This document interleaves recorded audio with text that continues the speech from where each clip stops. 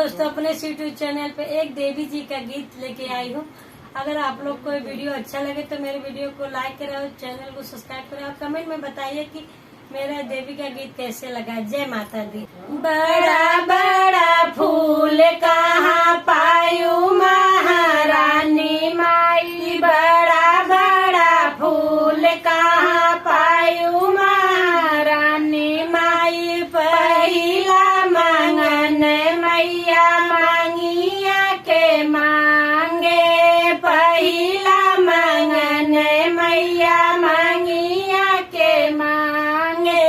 मांगिया के सिंदूराया मारे करा देवी माई, मांगिया के सिंदूराया मारे करा देवी माई। बड़ा बड़ा फूल कहाँ पायू महारानी माई, दूसरा मंगन मैया हाथवा के मांगे, दूसरा मंगन मैया हाथवा के मांगे।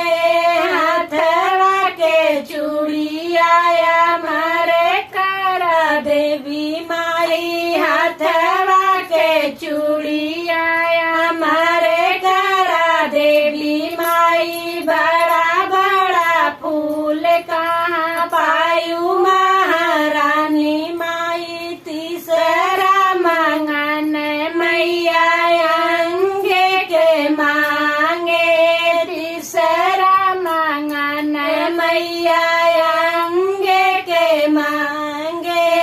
अंगे के चुनरिया मरे करा देवी माई, अंगे के चुनरिया मरे करा देवी माई। बड़ा बड़ा फूल कहाँ पायू महारानी माई, चौथा मंगन मैया पैर के मांगे, चौथा मंगन मैया पैर के मांगे।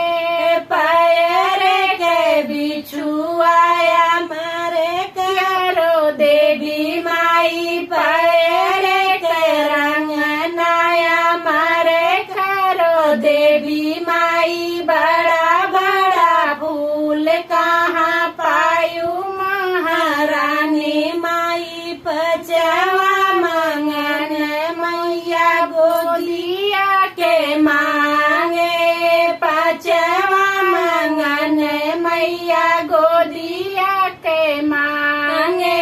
गोदिया के ललनाया मारे करा देवी माई, गोदिया के ललनाया मारे करा देवी माई। बड़ा बड़ा फूल कहाँ पाए महारानी माई, छठवा मंगन मैया पिठिया के मांगे, छठवा मंगन मैया पिठिया के मांगे।